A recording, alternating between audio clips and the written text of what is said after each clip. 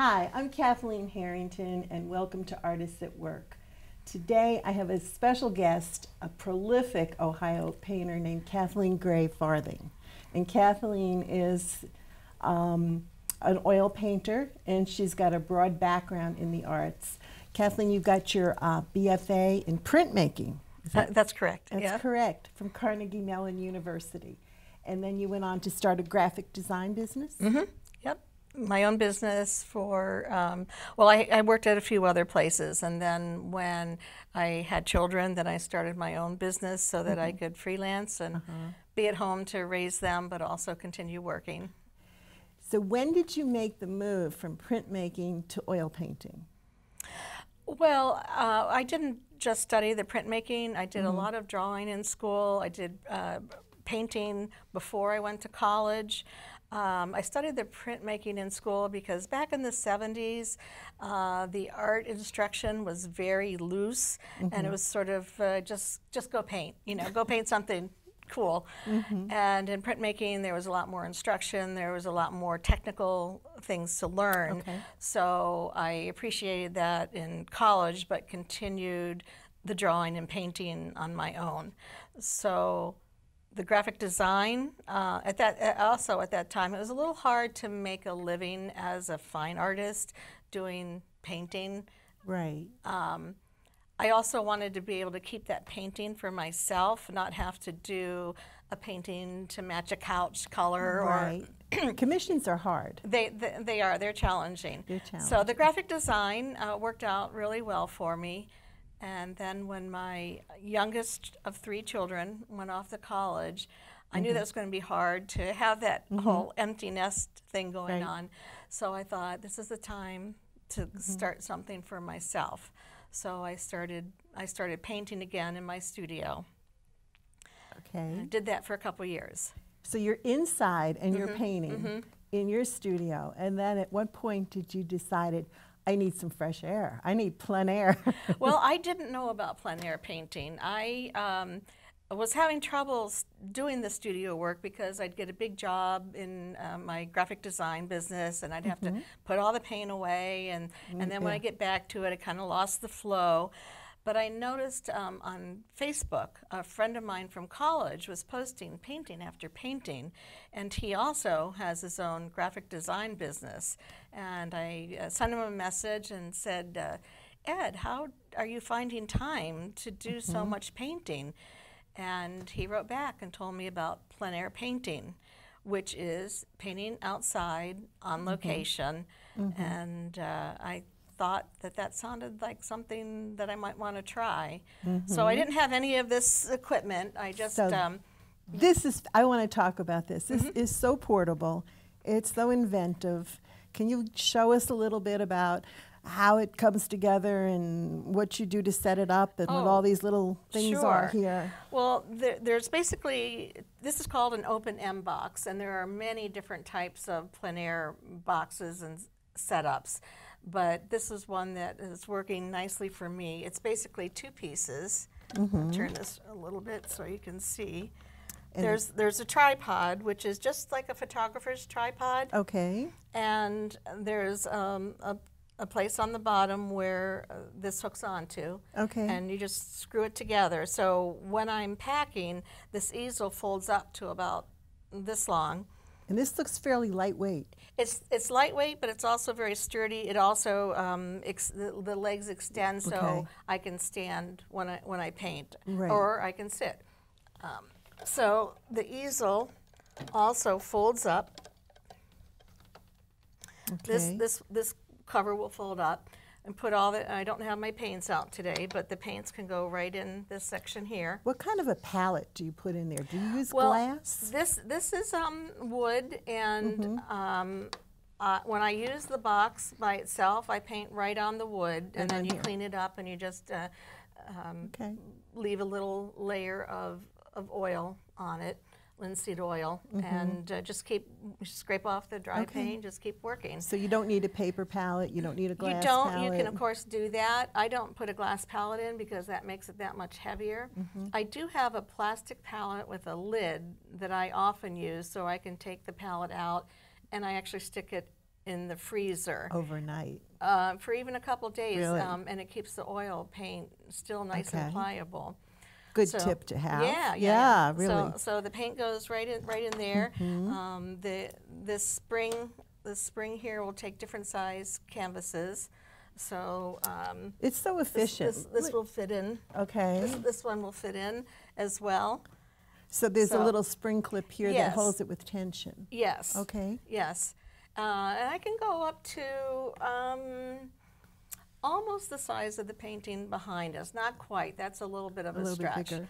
But yeah. And you've got all kinds of little gear and clips and inventive things to keep all your stuff together. There's the thing that I haven't found yet is a cup holder. I need some people for your coffee or for your coffee cup or for my water though. That we have talked about, needing a little wine holder. Yeah. Okay. Okay. So maybe you need a little hat with just clip it up on.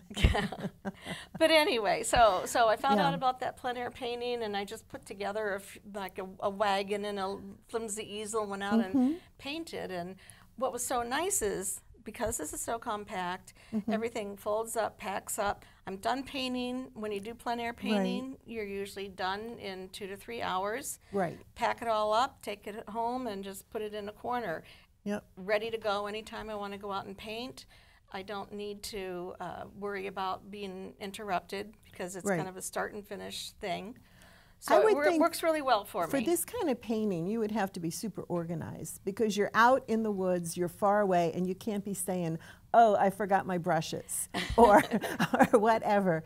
So you need to make sure everything is compact and organized and good to go. It's a good thing to do that. I have a wagon now. I used to have a wheeling cart, kind of like those grocery carts. Yeah, right. But I keep most everything in there. And I have a bag that I'll bring along with it. But I have gotten out and found that I've forgotten one piece or another, and then you make do. You improvise. You got to remember your paint and your brushes and your canvas. And everything else is the bug spray and the refreshments and the what else is all secondary. Yeah, a little bit secondary. It's nice to have. Well, that's like some people. I can, if I need to, put everything I need into a backpack and go hike into the woods. Hike to a location. Right. But then, I really have to compact things. Right. When I have the wagon, then all of a sudden I've got the lunch and the refreshments and the bug spray and all the other chair good to sit things. in. A chair. So it's like when you have a little house, everything just fits, and you get a bigger house, and you think you're going to have all that room, but you just you fill keep it filling up. it up. So yeah, but it can always go more compact, and I did that on my the residency in Washington a couple times. I compacted everything down to the backpack and we're going to talk about that. I want to hear more in. about that experience. But the few times, and I've done plein air painting mostly in the Cuyahoga Valley here, and my concerns are always the weather. Where's the parking lot and how far do I have to walk? Yep. Where's the bathroom? Yep. Yep. And that sort of guides my experience. And there's a plein air painter that I know that teaches workshops, and she says to her students to remember the 3 Ps. Yeah. What are you going to paint? Yeah. Where are you going to park? And where are you going to pee? And that's so practical. I know it is the basis of having a good day. It is, and actually that is a consideration because I see in Ohio, I see so many beautiful farm scenes. Yes. I'm like, I want to paint that, and I look at the road. It's a country road with no shoulder, no place to park. Right, and you're on the curve. You do have to consider those things. You have to be safe. Yeah. You always have to be safe. So this to me is, we'll talk about it now because it's up, but you did it on location. But it's not it's not outside, obviously. It's a beautiful drawing room, and you went there with the Columbiana County? Columbiana County Painters. I think it's called the Eastern Ohio Plein Air Painters. Okay. Nancy Hawkins is the head of it. Okay. This was the house, the mansion, the Wellstone Okay. Mansion Wellstone Mansion. of the, I believe, the factory foreman for the Fiesta Ware Company. Okay. Right on the Ohio Right on River, the river. right across from East Liverpool. And the mansion was in the Wells family for several generations. And it was kind of, when they left, it was kind of going into disrepair, and a couple from Washington, D.C. bought the mansion.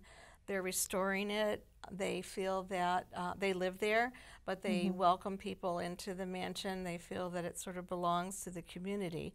So our group of painters went into their house and could go, Yeah. they gave us free reign, That's and perfect. every room was another painting. Right. So, it's beautiful. It's yeah. just stunning. So it's not exactly plein air. The term plein air means painting in the open air. right. But it was painting on location. This was painted right in the house, set up our easels in there and painted How on many location. of you were painting there that day? A few? Oh or? gosh, we had probably about 8 of us Wow. Okay. on, I think, every floor of the house. Right. There's something about the camaraderie of painting with other people too. Yes. You know, you're in your own world, but you can all appreciate what you're doing together. I guess that's the way I would Yeah, put it. it is nice. That's one reason why I do a number of the plein air competitions, to get to meet some other plein air artists, a chance to paint with other people. Yeah. Now you've done some impressive competitions around the country. I mean, you have, you know, big time competitions. Can you tell us a little bit about how, when you go there, the rules? I know you check in. There's certain Sure. time limits. There's Yeah, well, considerations. there's 2 kinds of competitions. One is where you just register and pay a fee, Okay. and then you're part of the competition, and they might have as many as 60, 80 painters. The other kind of competitions are juried, where, like right now, I'm sending in artwork to apply to competitions that aren't until October. So it's really hard, because who knows what your life is going to be like in October, but you yeah. have to apply now. Right. They ask you to fill out a form, send images of your current work in, and then they have a juror who will choose maybe 30 to 40 artists from around the world, and that's who's in that competition. Okay. So they have a start date, and you bring your canvases, and you take your canvases that are blank Right. in on the first day. They stamp the back so that they know that you painted this during that time frame. Right. Right. You're not allowed to use camera, you're not allowed to use other reference material. You're supposed to go out and paint on location. You don't go back to your room at night and touch it up. The rules vary, but basically it's like 95% of that has to be finished on location. So maybe you go back to your room and you see, oh, I need a little highlight there, or I need to straighten this line, but that's it. You know, the rest of it is done Right. on the Right. location. This is a good time to mention the difference between a plein air painting, which sort of captures the moment, and a studio painting. And one is not the other. Exactly. So the plein air painting is done fairly quickly, because the light changes so fast that you can't spend all day on it, because the morning light isn't anything like the afternoon light. Right. So the first thing you do, they really recommend that you do a sketch first and make a decision on you I look can at hold up your little, well, sure, it's your little sketchbook here. it's a little it's a little hard to see what's going on there. That actually is a image of a fountain in the square, and I had to decide where the shadows were and where the highlights were, and stick with that, even though it would change as I painted. So you only paint for about 2 to 3 hours. Now there are and it's exhausting. you know what? It's amazing how demanding it is, both mentally and physically. Can you show us your Hawaii picture there for a minute? Sure. Because you talk about beautiful scenery and being in the moment and capturing what it must have looked like to just, you know, be there and see that happening. Well, this is what I love about plein air painting, the opportunity to travel and go to beautiful places like this. This was painted right there, listening to the ocean, feeling the breeze, hearing the birds, feeling the heat, Right. It's an experience. It's very different than the studio. Now I enjoy doing studio paintings as well, but in the studio you're focused on your artwork. You may have a study like this to work from. I Right. did do a larger version of this in the studio, Okay. where I took a little more time, put in maybe a little more detail, but I had this as a reference, so I remembered the colors and the lights and darks. Plus I did have a photograph that I could refer to as well. But when you paint on location, it's a whole sensory experience. You're not just looking at something and painting it. You're feeling the bugs, This the is hot, so true. or the cold. And you're more aware. The smells, you're completely aware. And that sensory experience, I feel, becomes part of that painting. And when you pick that up and you look at it, do you just now recall that moment, what it was like to be there? Yeah, absolutely. Absolutely, yeah. And I've painted in temperatures ranging from 19 degrees in the snow to no we snow, painted no in snow paintings. we painted today, in no snow paintings here. We painted in Cincinnati when it was 95 degrees out, and that's almost as hard as the 19 degrees. It is. It is. Do you use an umbrella then? To shade Yes, your, or well, you find shade. When it's that, I do have an umbrella that I attach onto. I actually attach it onto my wagon or my cart because the umbrellas are made to attach onto your easel, but you get a wind gust and it takes the whole easel over. So I don't do that. But the whole priority when it's that hot out is, what do I want to paint from a point of shade? I guess that goes in with where's the parking lot, where's the bathroom, Yes. where's the shade? When it's that hot out, yes. Where's the shade? Yeah. Or if it's raining, I need an overhang to be under. Yeah. No, I do. That helps, but I do also have the umbrella that I use for shade. I can also use for some rain. Sometimes in plein air competitions. I mean, if it's raining, you still go out. You go. You pull up the hood of the back of the car and maybe lay a tarp over it, and you kind of sit in the back of your car. Hope the wind doesn't blow in too much rain. You're a rugged painter at that point. I don't know if you'll have time to show up, but I have a very short clip of painting in the Olympic Peninsula. Oh, we need to talk about that. I forgot my umbrella, and it was a mile hike to where I was going to a waterfall. Yeah. And the waterfall, I believe I brought, is that, I'm not sure if it's over there. Yes. This is Yeah, from Washington State? Yeah, Washington State. This is in the Olympic Peninsula. This is called Merrimere Falls, and I hiked about a mile with my cart. I did take my cart because it was a kind of a groomed trail. Right. But what I didn't know was at the end there were probably about 5 flights of stairs. Like Brandywine Falls. Yes, yes. Yeah, going up to the fall. So I dragged my cart all the way up there, and it was raining. Of course it was. And when I got up there, I realized I had forgotten my umbrella. No, so I took off my poncho and I draped it over top of my easel and painted. My palette was full of water. I was drenched. Everything was drenched, but I got that painting done. But tell them, why were you in Washington? This was special. Yeah, it was very special and very wonderful. Yeah. I applied to an artist residency in the Olympic Peninsula, and I was awarded a 2-week residency last year, August. And if you haven't been to the Olympic Peninsula, I have not, oh my gosh, it's gorgeous. It has everything from, well, this was Hurricane Ridge. Okay. Which is where one of the ranger stations is. Okay. And it's not called Hurricane Ridge for nothing.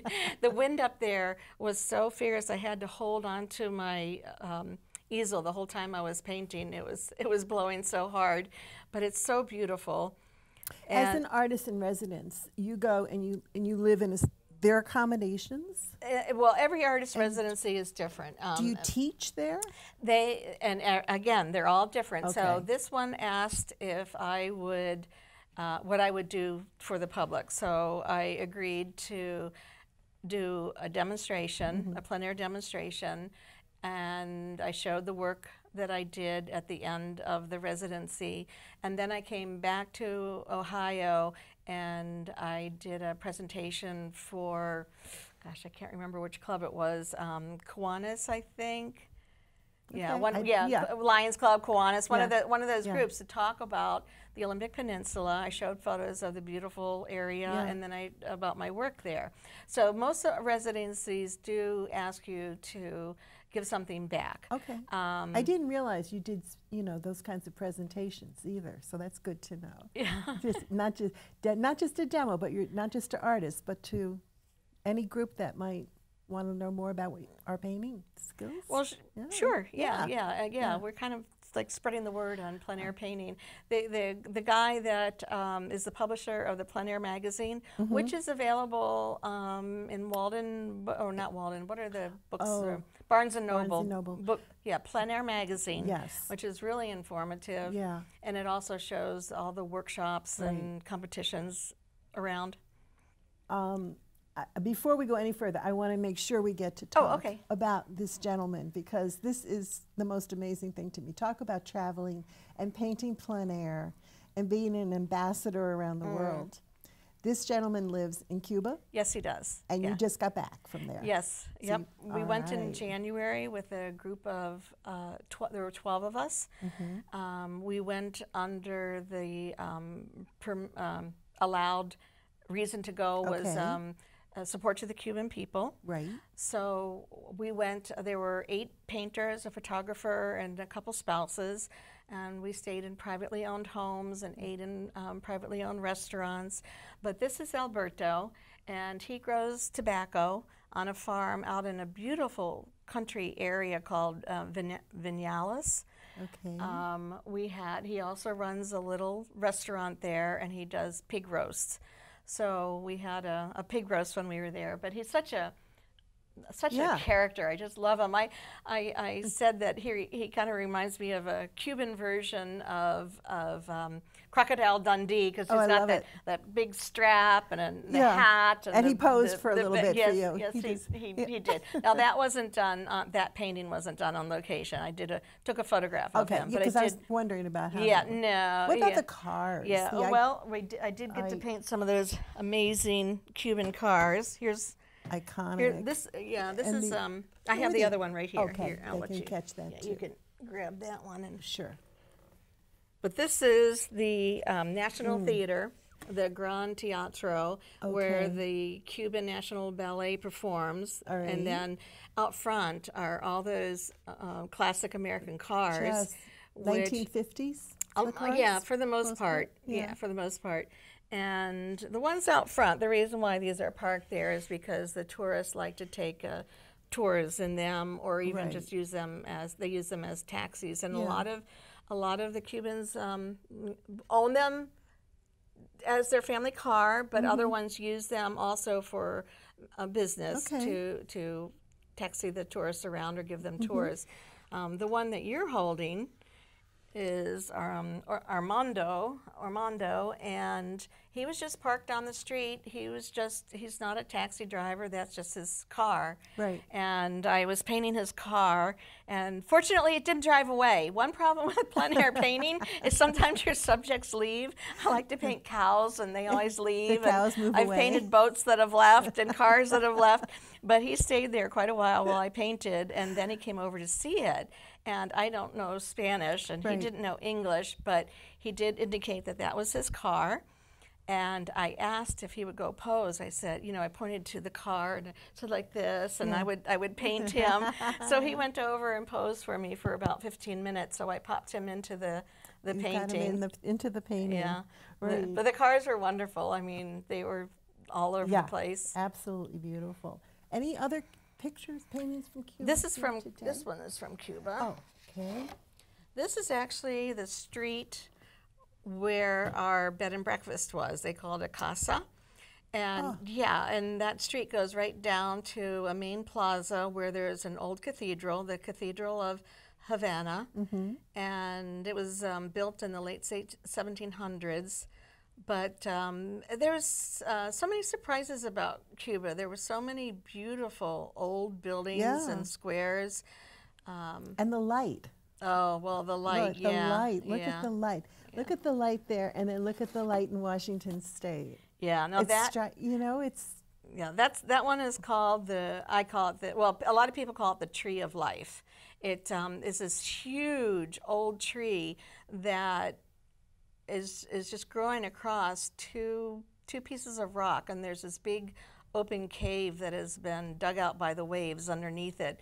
But it just fabulous. And that's amazing. I was standing on the beach painting that. So and now you remember exactly what it was like. Oh, as I do. Look at it. Yeah, I do. It was one of my favorite places. You kind of want to be back there right now. You have that wistful look. The Olympic Peninsula is just gorgeous. So I was talking about Hurricane Ridge, where it looks like Switzerland, and then you go down to the beaches where there's just these beautiful sea stacks and amazing things like this tree. It's the rainforest. I didn't bring the rainforest. Okay. There's the rainforest. I think there's a larger one here from Washington, too. Oh, yeah. That one is Cape Flattery. There. That was my very favorite place on Olympic Peninsula. It's the furthest northwest spot in our continental U.S. Wow. And this is one where I had to pack everything into my backpack, and I hiked a mile. The problem was it was all downhill, so then I had to hike with all the equipment and a wet painting a mile all the way uphill. But I did. I didn't ruin the painting, and I sat there and listened to the waves. A little chipmunk came over and visited me while I was painting. Well, that's it too. You never know what's going to happen when you're out painting. I haven't had any big creatures visit me yet, but I have had 2 snakes come and visit me. Alrighty. When I was down in Annapolis, I was painting along the Severn River, and the snake kept coming out of the water. And I'm like, I would kick a little sand at it and go away, and then it would come back. So the whole time I'm painting, I'm painting like this to make sure the snake. You paint and put him in the picture. He's not in the picture, but I do have a video of him. I really don't know why he kept coming back. But I've seen other plein air painters where they show their easel, and there's a big black bear walking by. I have another friend that was out painting, and he goes to get in his car, and there's a full-grown male moose, like right next to his truck. Which is just walk away. Just walk away. Let him stand there. Yeah. Exactly. I have another friend that was painting, and a horse came over to look at the painting and put his nose right in the palette, and she has a picture of trying to wipe his blue paint off of the horse's nose. I love it. Well, your paintings are so beautiful, and you have a website. I do. It's your name? Yes, Kathleen Gray Farthing.